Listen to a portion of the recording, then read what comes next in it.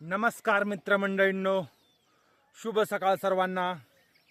मित्रांनो, आज पण मी एक तुमच्यासाठी गोष्ट घेऊन आलोय. तर मित्रांनो, असेच एका शेतकऱ्यानं टरबूज लावले होते आणि तो डुकरांसाठी पाखरांसाठी राखण करीत बसला. तिथून एक वाटसरू माणूस चालला. जरा तो माणूस अधिकच होता. तो माणूस त्या शेतकऱ्याला म्हणला, देवानं काय हे बरोबर केलं नाही. शेतकरी म्हणतो, काय? आता मला सांगा, हे बिनकामाचे झाड, हे लिंबुळी, हे लिंब आहे समजा, हे किती उच्च आहे. याला काही डुकरं खात नाहीत, पाखरं खात नाहीत, तरी हा उच्च आहे. आणि टरबूज डुकरं खातात, पाखरं खातात, आणि हे जमिनीवर सपाट आहे. हे जर उंच असतं तर कशाला खाता नसतं आलं. देवाला बी कळत नाही मला. ह्या टरबुजाचं झाड उंच पाहिजे होतं आणि लिंबाचं जरी खाली असलं तरी काही अडचण नव्हती. तो शेतकरी म्हणतो, देव करतोय ते बरोबर करतोय. नाही म्हणला, देवाला काही कळत नाही. मग असं करीत करीत तो पुढे गेला. उन्हाळ्याचे दिवस होते. जरा आराम करण्यासाठी एका लिंबाच्या झाडाखाली बसला. आराम करतो म्हणला आता. तितक्यात एक लिंबुळी त्याच्या डोक्यावर पडली. मग ह्यानं वर पाहितलं. अरे, ते शेतकऱ्याने सांगितलेलं बरोबर होतं. देव करतो ते बरोबर करतोय.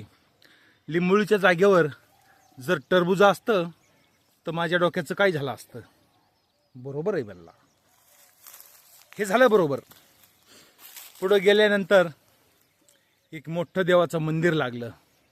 तिथं गेल्यानंतर त्या मंदिराच्या दारात असणारे भिकारी त्याने बघितले, काही श्रीमंत लोक बघितले. म्हणून तो देवाला काही कळत नाही. ज्यांना दिलंय त्याला भरपूरच दिलंय आणि ज्यांना नाही त्याला काहीच नाही. बघा ना, भीक मागतात. देवाला म्हणला, देवा तू फक्त काय कर, एकच दिवस माझ्या हातात दे, हे सगळं मी सगळं बरोबर करतो. देव म्हणला, तुला नाही रे जमायचं, तुम्हाला जमतंय. तुम्ही फक्त मला या मूर्तीत एकच दिवस बसू द्या.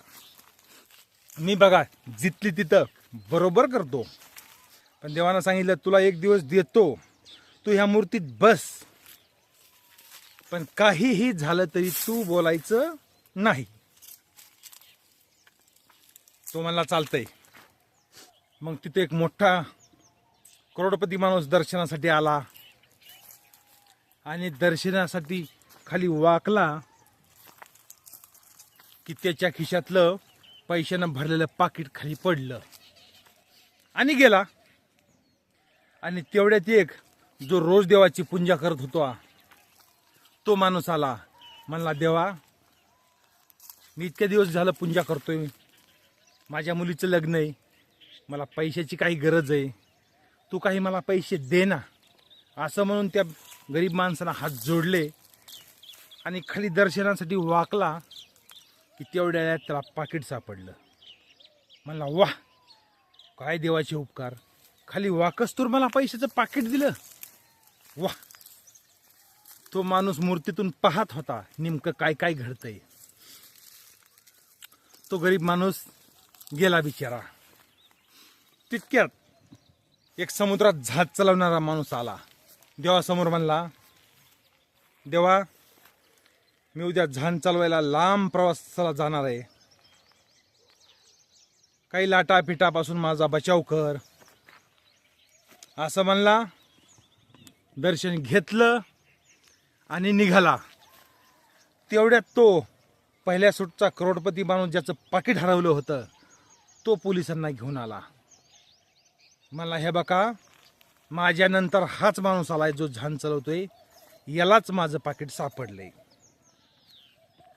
पोलिसांनी धरला धरला की जो माणूस मूर्तीत बसला होता त्याला देवांना काय सांगितलं होतं, काहीही झालं तरी तो बोलायचं नाही. पण त्या मूर्तीतल्या माणसाला काही दम निघाला. तो लगेच मूर्तीतून बाहेर आला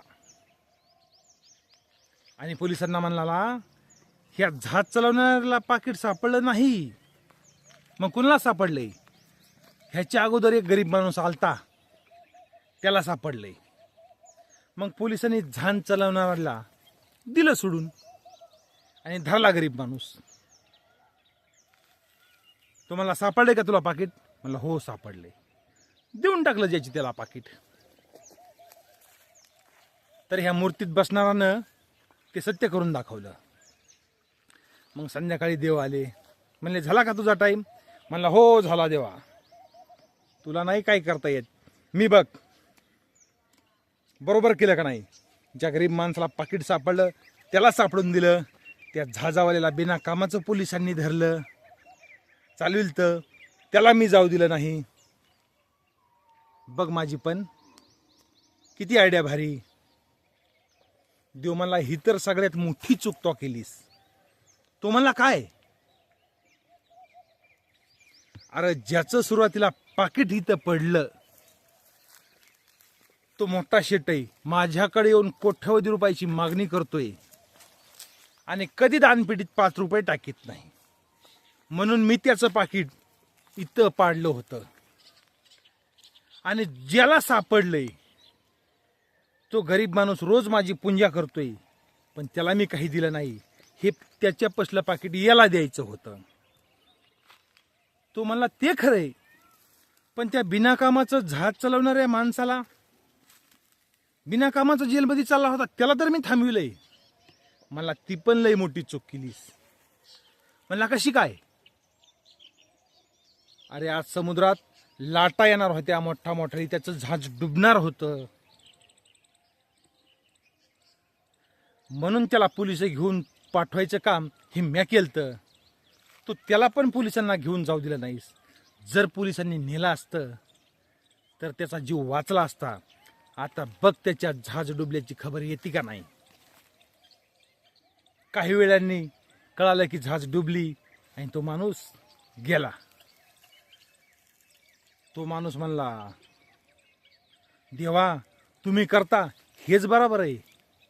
मला नुसता शक आला की गरीब तेवढे गरीबच आहेत, श्रीमंत तेवढे श्रीमंतच आहेत. हा मला शक आला. तू करतोस ना हेच बरोबर आहे. तसं मित्रांनो जे घडतंय ह्या जगात ते देवाच्या मर्जीशिवाय झाडाचं पान सुद्धा हलत नाही. तर कशी वाटली मित्रांनो आजची गोष्ट कमेंट करून अवश्य सांगा. भेटू उद्याच्याला. तोपर्यंत नमस्कार. आणि अशाच डोंगर माळ्याच्या गोष्टी जर तुम्हाला ऐकायच्या असतील तर आपल्या व्हिडिओला लाईक करा, चॅनलला सबस्क्राईब करा. भेटू उद्याच्याला. तोपर्यंत नमस्कार.